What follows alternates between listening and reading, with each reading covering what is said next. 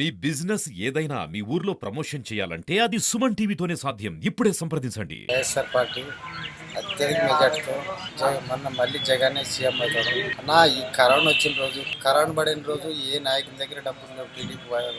TDP వాళ్ళకి డబ్బులు లేకుండా ఆ రోజు ఏ చంద్రబాబు నాయుడు కానీ, జయ నాగేశ్వరుడు కానీ, ఇంకో వ్యక్తి కానీ ఏ రాజకీయ నాయకుడు వచ్చి కరోనా వచ్చిన రోజు ఒక్క రాజకీయ నాయకుడని కానీ మా వద్ద 10 లక్షలు ఉండవు, 10 కోట్లు ఉండవు ఖర్చు పెట్టారు. ఈ రోజు ఎలక్షన్ వచ్చిన రోజు నానెన్ని కోట్లు ఖర్చు పెడతారు, నానెంత పంచుతా అంటారు. కానీ జగన్మోహన్ రెడ్డి సీఎం దగ్గర డబ్బులు లేకుండా, చంద్రబాబు నాయుడు దగ్గర డబ్బులు ఉండవు కదా. ఆ రోజు ఆ డబ్బులు ఉన్న రోజు కూడా ఒక ముఖ్యమంత్రి కానీ, ఒక ఎమ్మెల్యే కానీ, ఒక ఎంపీ కానీ, ప్రైవేటు స్థానంలో ఒక డాక్టర్కి ఏ రాజకీయ నాయకుడని పట్టించుకుంటారు. ఈ రోజుకి ఎలక్షన్ వచ్చిన రోజు నానెంత ఖర్చు పెడతా, ఖర్చు పెడతా. ఎవరు ఖర్చు పెట్టేది కదన్న. ఖర్చు పెట్టిన రోజు ఎవరు లేరు. ఈ రోజు ఎలక్షన్ వచ్చిన రోజు నాదింత మెజార్టీ.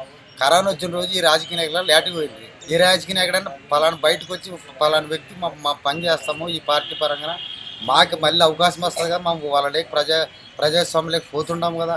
దానికి కూడా యాలు ఇచ్చి ఆ రోజు కాపాడితే ఈ రోజు పనికి వస్తాం. ఈ రోజు వచ్చి ఓట్ల నాడు వచ్చి కరెక్ట్ ఒక ఓట్లు అయినట్టు ఎవరు వేస్తారు. నిన్న జరిగిన ఎలక్షన్లలో జగన్మోహన్ రెడ్డి ఖచ్చితంగా ముఖ్యమంత్రి అవుతాడని మేము కోరుకుంటున్నాం. ప్రతి విషయం ఈడ కూడా పుట్టరేనకమ్మ కూడా ఎమ్మెల్యే మెజార్టీతో గెలుస్తుందని కూడా మేము కోరుకుంటున్నాం.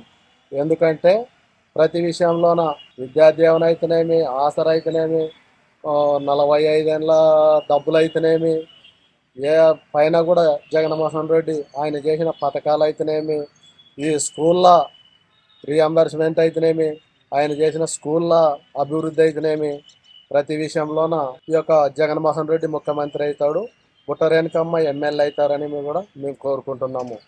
ఏ విషయంలో అయినా వాళ్ళు చంద్రబాబు ఎన్ని కుయుక్తులు పన్నా వాటికి ఈ జగన్మోహన్ రెడ్డికి ఆడోళ్ళు సహితము మగోళ్ళు కానీ ప్రతి ఒక్కరూ ఓటు శాతం తగ్గకుండా పొద్దున 6:30, 7 నుంచి 10 గంటల వరకు ఓటు శాతము ఫుల్లు ఓటు వేసి ఆయన చేసిన పథకాల వలన ఆయన ముఖ్యమంత్రి అవుతాడని కూడా మేము నమ్ముతున్నాము. అక్కడక్కడ ఎన్ని కుయుక్తులు పడినా, ఎవరు ఎన్ని అబద్ధాలు చెప్పినా చంద్రబాబుని నమ్మే ప్రసక్తే లేదు. ఆయన చేసినటివి అన్ని అబద్ధాలు. ఎవరెవరిని ఎన్ని పార్టీలు ఏకమయ్యి ఎన్ని పార్టీలతోని సంబంధం కట్టుకొని ఎన్నెన్నో ఈ యొక్క వీళ్ళని ఉసి కలుపుకొని గొడవలు చేసినా ఆ గొడవలకేమి ఎవరు భయపడలేరు. మొత్తం ఏకదాటిగా జగన్మోహన్ రెడ్డిని ముఖ్యమంత్రి చేయాలని ప్రతి ఒక్కరూ ఓటర్లు, స్త్రీలు, పిల్లలు, పెద్దలు ప్రతి ఒక్కరూ ధైర్యంతో ఆయనని ముఖ్యమంత్రి చేయాలని కోరుకొని ఆయనకి ఓటు శాతం తగ్గకుండా వేసినారు. ఎవరు ముఖ్యమంత్రి అయ్యే ప్రసక్తే లేదు. ఆయనే ముఖ్యమంత్రి అవుతాడు. 9వ తారీఖు ఖచ్చితంగా ప్రమాణం స్వీకారం చేస్తాడని కూడా మేము అనుకుంటున్నాము. ఈ యొక్క ఆశీస్సులతో మేము ఆయనే ముఖ్యమంత్రి అని మా మనస్ఫూర్తిగా కోరుకుంటున్నాం.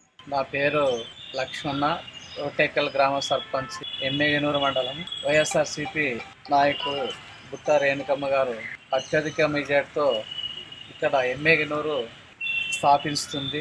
అదేవిధంగా ఎమ్మెగనూరు మండలం దాదాపు 13 నుంచి 14 వేలు మెజార్టీ వస్తుంది. గోనియండ్ల మండలం నుంచి 10 నుంచి 12 వేలు మెజార్టీ వస్తుంది. వాళ్ళకి కనీసం 20,000 పైసలకు మెజార్టీతో బుట్ట రేణుకమ్మ గారు గెలుస్తారు. సంక్షేమ పథకాలు అయితేనేమి, జగన్మోహన్ రెడ్డి చేసిన అభివృద్ధి అయితేనేమి, మరి మహిళా ఓటర్స్తో రాష్ట్రం పైన కూడా సీఎం జగన్మోహన్ రెడ్డి గారే ఫామ్లోకి వస్తాడని ప్రజలంతా కోరుకుంటున్నారు. మరి అత్యధిక ఓటు శాతం కూడా జగన్మోహన్ రెడ్డి గారికే మహిళలు వేసినారు. ఆమె సంక్షేమ పథకాల నుంచి సీఎం జగన్మోహన్ రెడ్డి గారే పక్కా సీఎం అవుతారని మా నమ్మకం. మాది కర్నూలు జిల్లా ఎమ్మెగనూరు నియోజకవర్గం. ఇక్కడ ఎలక్షన్ గత 13వ తారీఖున అయిపోయినది. కావున ఇక్కడ వివి జయనాశ్రెడ్డి టీడీపీ అభ్యర్థి వస్తే బాగుంటుంది. ఎందుకంటే సూపర్ 6 పథకాలే ప్రజలకు ఎంతో ఆకట్టుకుంటున్నాయి. కాబట్టి స్టేట్లో అయితేనే నారా చంద్రబాబు నాయుడు గారు వస్తే బాగుంటుంది.